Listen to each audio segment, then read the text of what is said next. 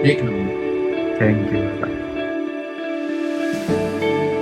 हे guys, तो मैं अभी जा रहा हूँ डिगू भाई की ऑफिस पर और वहाँ पे उनको उनका भी स्केच बनाने वाला हूँ। पर उसके पहले एक क्वेश्चन पूछने वाला हूँ और वो क्वेश्चन का उन्होंने सही जवाब दिया तो उनका स्केच बनाऊंगा और मजा आने वाला है। चलो लास्ट तक देखो और चलो शुरू करते हैं।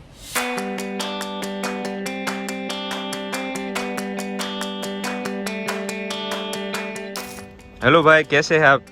अरे बढ़िया भाई, कैसे हो? बस बढ़िया।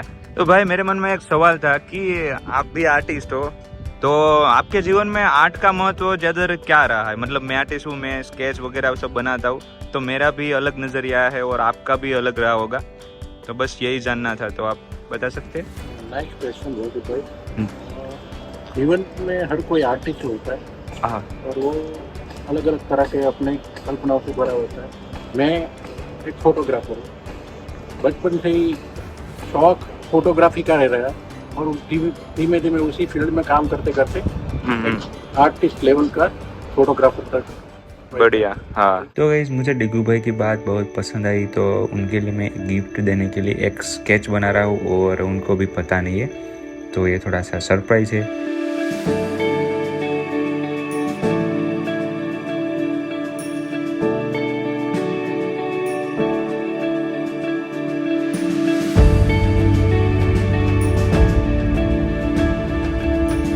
भाई मैंने फाइनली डिगू भाई का स्केच बना लिया है और उनको अभी मैं देने जाने वाला हूँ।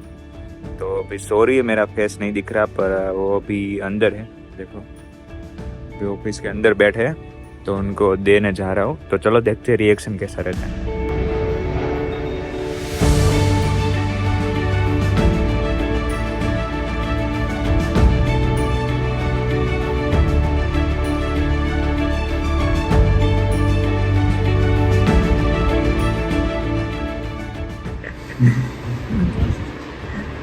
भाई मेरी लाइफ का पहला स्केच, एक नंबर।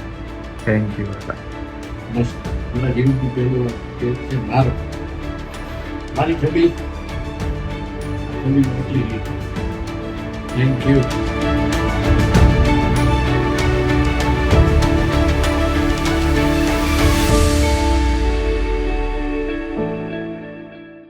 મતલબ શું પ્રેરણા એવું કરે છે કે તમને આર્ટિસ્ટ બનવા મતલબ તમને પાછળ દોડાવે છે કે તમે એટલા બધા આર્ટિસ્ટ બનવા માંગો છો? તમે અમે કલાકાર બન્યા, બહુ લાંબી સ્ટોરી છે અને હું છે ને શોર્ટ ફિલ્મ લખું છું, એ આવશે ને ત્યારે જોઈ લેજો, કેમ કે સ્ટોરી અત્યારે હું કહી દઈશ ને પછી તમે જોશો ને એટલા માટે. થોડીક હિન્ટ આપી શકો? હિન્ટમાં કઈ છે જ નહીં, સ્ટોરી યાર કઈ લેવા દેવા જ નથી।